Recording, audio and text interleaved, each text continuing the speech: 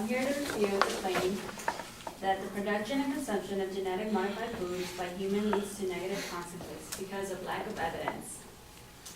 So my opponents claim that genetic modified foods are harming on the environment, that genetic modified foods can increase food allergies drastically, that genetic modified foods increase the amount of bodily toxins in humans. So my first response to her first claim is that the quote used to support the first claim is not sufficient since the post is not a reliable source. I mean, anyone can actually go into this site and actually post anything they want. Like, you didn't have to have, it didn't have like an author or anything. So it was just pretty much own opinions.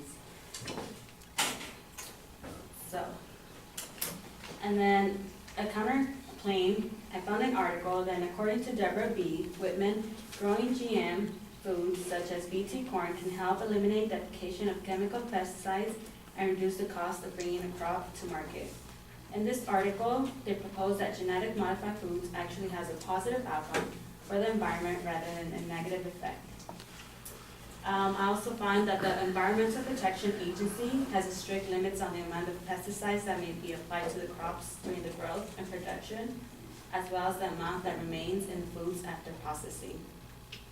So she didn't provide any actual study conducted for the GMs that concluded that the environment, that this was bad for the environment. So she didn't have an actual study, she just had the quote.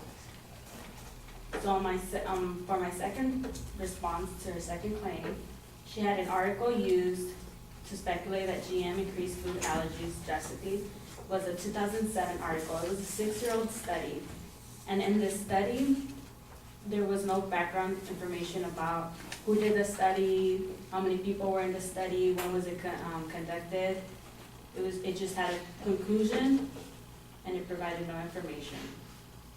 So for my third response to her second claim was that there are different regulations processed in the United States.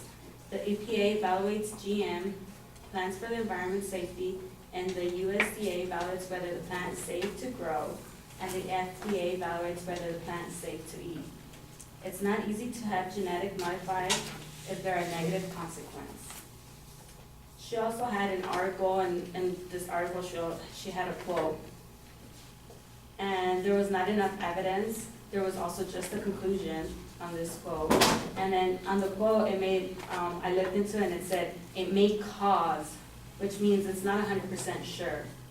So it was just a quote that she grabbed had no background information of how it causes all this infections. So there are many speculations, assumptions, but there are not sufficient and reliable evidence that shows that the production and consumption of genetic modified foods by humans leads to negative consequences.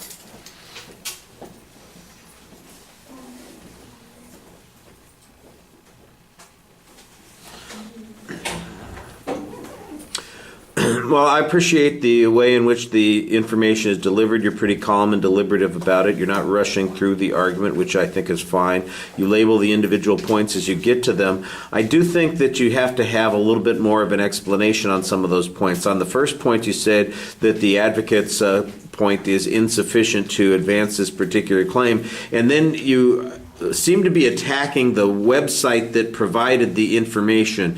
You need to tell us what that site was that the advocate quoted. You need to then give the explanation that says that the information that was presented was something that was added by a person that has not identified who they are, and that no authority was required for this. You say it's an open codes or an open source site. I need some proof on that, and I don't really get any of that. If for example, this is an article that was posted, and what they have quoted is the response that somebody typed in, then I think you've got a really strong argument here. As it is, it seems like it's maybe a good argument, but the context isn't deep enough for me to be able to evaluate that evidence. And most of your arguments really are presses on the evidence that the advocate presents. You do make a good argument here that says, look, the EPA already limits pesticides, the FDA has to regulate the food. That's on the second point. So the chances that something bad getting through is going to be very problematic because of the amount of regulation that's going on. On the second point, on the allergies, again, it's all press on this, and they're reasonable presses. I think that one of the things that you might want to point out is, look, this study that's being cited here is 6 years old. It's now 2013. And have we seen any increase in allergies? Have we seen the kind of things that this advocate was talking about? We should have seen some consequence of this, and there's not data provided. So make that argument instead of just making the argument that the evidence is old. Tell us that the absence of updated evidence indicates that there's no real reason to believe that there was a long-term consequence here. On the last point where you're saying, oh, well, it may cause... The lack of 100% certainty, I'm not sure automatically disqualifies the evidence there. There's no evidence on your part that suggests there's any doubt about its causality. So it's an okay press, but it's the kind of press that you could make 5 minutes after hearing the argument as opposed to almost 2 weeks after hearing the argument. All right, thank you.